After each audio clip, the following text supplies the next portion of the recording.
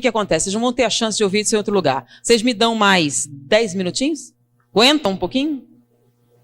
Eu vou falar sobre sexo anal.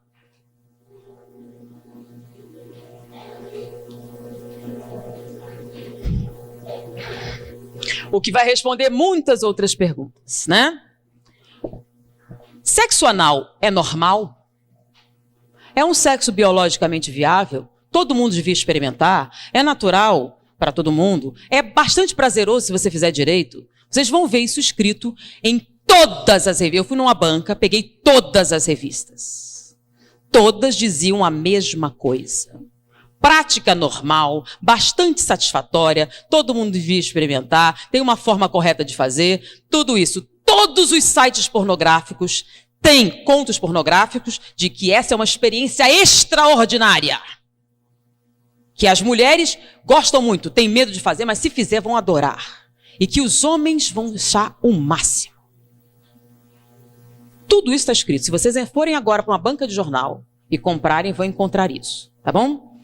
Eu, como disse para vocês, trabalhei durante um tempo numa enfermaria de pacientes terminais do vírus da AIDS. Tá? Era o Hospital Gafreguinli, aquele onde morreu Cazuza.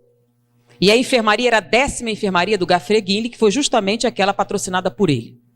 Na época, naquela enfermaria haviam 20 pacientes. Todos eram homossexuais. E quando a gente termina a clínica médica, a gente tem que fazer uma monografia para a conclusão do curso. E como todos os pacientes tinham AIDS, nós escolhemos a AIDS para escrever. Quais as doenças oportunistas que acontecem com o vírus da AIDS? Naquela época não havia o coquetel, o número de doenças oportunistas era muito maior do que era hoje. Então nós pegamos todos os prontuários dos 20 pacientes e pegamos também 100 prontuários de pacientes anteriores. E fizemos a listagem estatísticas das doenças. Em primeiro lugar, estava endocardite bacteriana. Todos os 120 pacientes que nós escolhemos eram portadores de endocardite bacteriana. Era a colonização das válvulas cardíacas por bactérias. Então nós colocamos, primeiro da lista, endocardite bacteriana. Segundo lugar, aí tinha pneumociste carini, tinha tuberculose, tinha um monte, aí a gente ficou colocando. Quando a gente foi apresentar para o professor, ele pegou assim, peraí, tá errado. Aí ele riscou bacteriana. Eu fiquei, mas por quê? Todos... Aí eu falei, faça. Eu fui lá, todos tinham. Aí eu fui no outra enfermaria. Todos eles tinham endocardite bacteriana. Poxa, todo aidético tem endocardite bacteriana. É uma doença que vem com a AIDS. Aí eu voltei lá. Bom, todo paciente imunodeprimido produz inicialmente endocardite bacteriana. Ele disse, não. Disse, mas todos os nossos pacientes têm. Ele disse, mandou ir noutra enfermaria com pacientes terminais, com câncer e outras doenças degenerativas. Nenhum deles tinha endocardite bacteriana. Todos estavam imunodeprimidos. Eu fui na área imunológica. Nenhum paciente imunodeprimido tinha endocardite bacteriana. Bom, endocardite bacteriana não é uma complicação daqueles imunodeprimidos. Então é o quê? Aí esse professor me explicou os fatos da vida, não de maneira tão agradável como vou fazer para vocês, né? Então ele me explicou que isto não era decorrente da AIDS, era decorrente do sexo anal. Como assim? Eu não entendi, ele teve que me explicar e não foi muito agradável.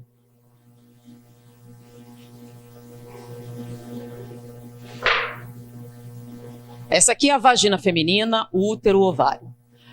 Aqui é o aparelho digestório. Boca, esôfago, estômago, intestino delgado, intestino grosso. Reto e esfíncter. Tá? A única coisa que eles têm em comum é serem cavidades, tá bom? Então essa cavidade aqui faz parte da função sexual. É um órgão sexual. Ele foi criado para quê? Para o ato sexual. Ele foi projetado para isso. E esse aqui? Faz parte do aparelho digestivo ou digestório. Ele foi projetado com o objetivo de absorção de alimentos. Ele não foi projetado como objeto sexual. Então, quando eu fiz aqui o aumento, o que é que vocês encontraram? 16 camadas celulares, 7 camadas musculares, células caliciformes que produzem muco aquoso. Vamos fazer a mesma coisa aqui. Microscópio, vamos aumentar. Vocês que estão na escola estudando o aparelho, o corpo humano, quantas camadas celulares eu tenho no tubo digestivo? Uma. Células colunares, assim. Uma camada com células ciliares no topo, tecido conjuntivo embaixo, tá? E aqui o plexo esplênico, que são aquelas veias que carregam tudo para a veia cava e distribuem para o coração, tá?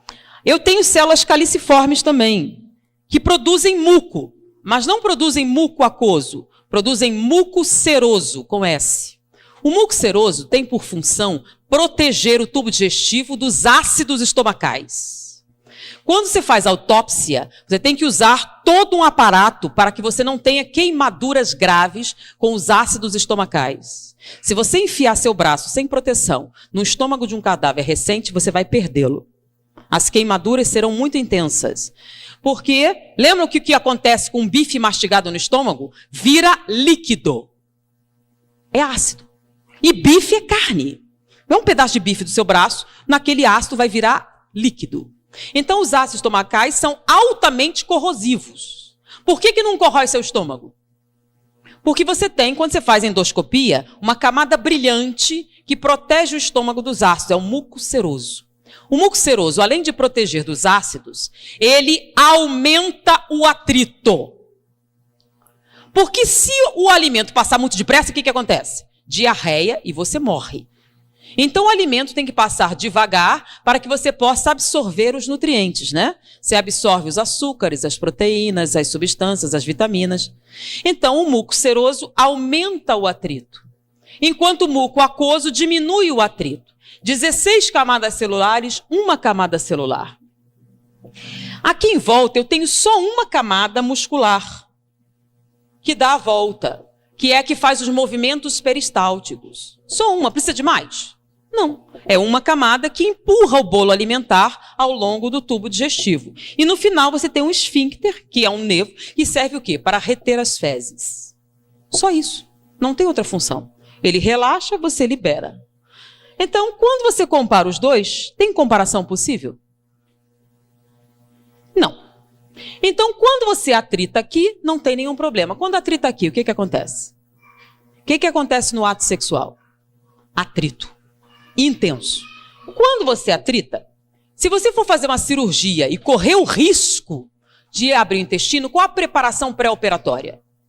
Vocês não são tudo criancinha, né? Tem uma noção. Você não pode entrar na internet.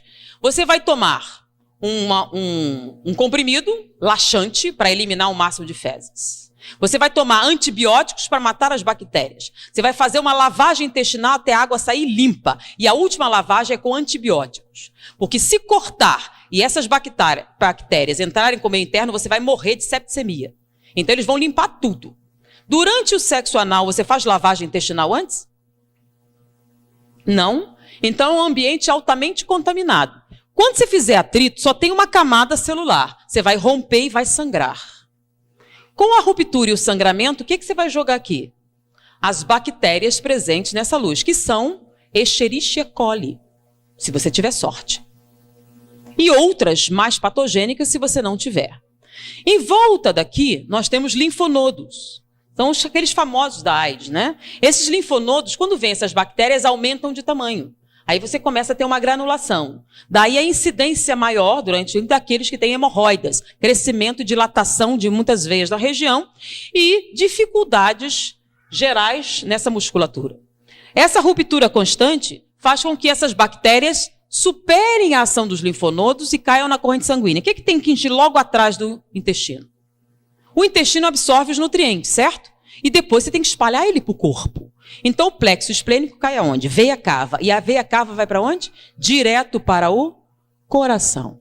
Então essas bactérias das fezes caem no coração e colonizam as válvulas cardíacas, provocando endocardite bacteriana. Então não é a AIDS que provoca endocardite bacteriana, é a prática do sexo anal. Isso só acontece com homossexuais? Não, com heterossexuais também, que pratiquem o sexo anal, a probabilidade de endocardite bacteriana se torna proporcionalmente aumentada de acordo com o nível de prática. Com os homossexuais a incidência é maior porque é a única prática sexual, tá? Então a incidência é bem maior. Por isso todos os pacientes homossexuais tenham endocardite bacteriana. Com a AIDS a endocardite evoluía para pericardite e nós tínhamos que fazer punção pericárdia, tirar o líquido inflamatório do coração. Senão eles morreriam por asfixia, por contrição cardíaca. Além disso, é muito comum a insuficiência cardíaca entre homossexuais mais idosos, que a incidência chega a 68%, diferente da população normal, que é de 8%. Além disso, essa lesão constante provoca alteração da morfologia dessas células, provocando displasia. Displasia rima com neoplasia. A incidência de câncer retal na população é de 3 a 4%. Entre os homossexuais chega a 32%. Então há uma relação direta com a prática do sexo anal e com a incidência de câncer retal. Além disso, a mulher não tem terminais nervosos de sensibilidade nesta área. Então ela não sente absolutamente nada com a prática do sexo anal, a não ser o sofrimento físico, a dor, a não ser que ela compre anestésicos, que são medicações inibitórias da sensibilidade para a prática do sexo anal, e compre lubrificantes artificiais para neutralizar o muco seroso e permitir que esse acesso faça com mínimas lesões. Então, sem lubrificantes artificiais, sem anestésicos para limitar a dor, é uma prática dolorosa, humilhante, violadora. Sendo que ela tem um órgão próprio para isso. Por que um homem teria que submetê-la a esse tipo de atividade se não fosse por sadismo? É o prazer em infligir dor. Porque ele aprendeu nos contos pornográficos que se você tratar ela com a brutalidade necessária, você conseguirá que ela tenha prazer. No homossexual, existe até pelo menos uma desculpa. Aqui, encostado, nós temos a próstata. Tanto que o exame de próstata é retal. A próstata se encosta aqui, mas vamos fazer um aumento aqui.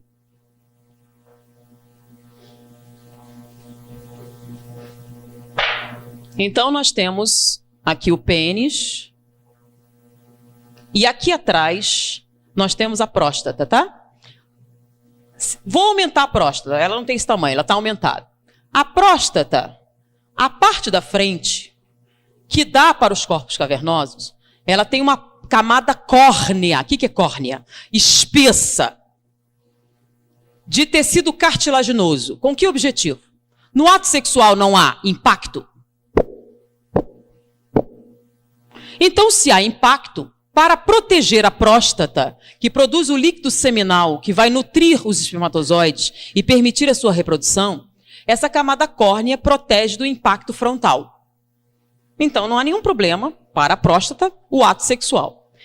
Mas se você impactar por trás, então o ato sexual homossexual tem que ser necessariamente violento. Você tem que bater com força para atingir a próstata. Então é o sexo anal e ele tem que ser violento. Então, a não ser que vocês conversassem pessoalmente com alguém, ninguém ia contar. Então, você vai bater com força. Se você bater com força suficiente e traumatizar a próstata, ela sangra, porque essa parte de trás não tem camada córnea. Não se esperava na natureza nenhum impacto posterior. Está protegido pela espinha e pelo intestino. Você bate com força, traumatiza a próstata, ela sangra. Quando ela sangra, produz células inflamatórias. Ela incha. Se ela inchar e você bater com força suficiente, você vai atingir esse feixe nervoso aqui, que dá origem, que está ligado aos corpos cavernosos. Você pode provocar uma ereção. Se você continuar batendo com força suficiente e inchá-la o suficiente, ela pode sensibilizar os corpos cavernosos e você pode até ter, lá pela quarta ou quinta experiência, uma ejaculação. Mas você só vai conseguir essa ejaculação se após essas múltiplas experiências você conseguir a hiperplasia de próstata, sua próstata estiver inchada. Com o passar do tempo e esses múltiplos traumatismos da próstata, ela começa a produzir células displásicas também. Displasia rima com neoplasia. O índice de câncer de próstata na população é grande, até porque não se fazem os exames correspondentes. E existem outras motivações. Então, está alto. Hoje em dia, eles têm chegado a 18%, 20%. Entre os homossexuais é de 68%. Por quê? Porque a prática sexual que eles utilizam pressupõe o câncer de próstata. Não vou nem falar dos problemas que se tem a nível urinário, a nível renal, decorrentes dessa prática. Eu pergunto, tudo isso que eu falei, procurem num livro de fisiologia médica, ou cheguem para qualquer médico e perguntem, tem algum erro nisso? Alguma dessa estrutura anatômica está errada, ou equivocada, ou transtornada? Diante do que ele aprendeu na faculdade de medicina, se você fizer isso, não é isso que vai acontecer? Não é isso que acontece? Então me diga, o sexo anal é natural, biologicamente muito bom, extremamente agradável, saudável, produtivo, uma prática natural que todo mundo devia experimentar um dia? Mas é o que está escrito na literatura. Baseado em que eles dizem essas coisas? Baseado nos contos pornográficos. Baseados nos objetivos de quê? Com esse tipo de prática, o que você tem? Você tem alguém obtendo prazer no sofrimento de outro ser humano. Você pode até se submeter, e muitos se submetem. Inclusive, nós trabalhamos no Instituto Médico Legal há um tempo. Nosso professor era diretor do Instituto Médico Legal. E naquela época não havia o divórcio. Você, para conseguir a separação judicial, você tinha uma medida cautelar. Se você provasse maus tratos, você conseguia isso facilmente. Então, muitas mulheres chegavam falando sobre o abuso. Muitas delas iam preferir o sexo anal, porque nessa situação, como ele queria que ela fizesse isso, e já era um sofrimento, ele era menos brutal. No sexo normal era tão brutalizante que ela preferia esse, que já doía só pela coisa, então eles batiam menos. Então, diante disso aqui, que as pessoas dizem ser natural, pensem um pouquinho a respeito do que vocês leem, do que vocês escutam, do que dizem na malhação, nas novelas. Tá? E o engraçado é alguns ginecologistas dizerem que o sexo... Eu queria pegar um debate, eu ainda nunca tive a chance de pegar alguém que dissesse, só para eu poder perguntar para ele se ele tinha estudado anatomia e perguntar isso. Eu queria saber como é que ele ia responder.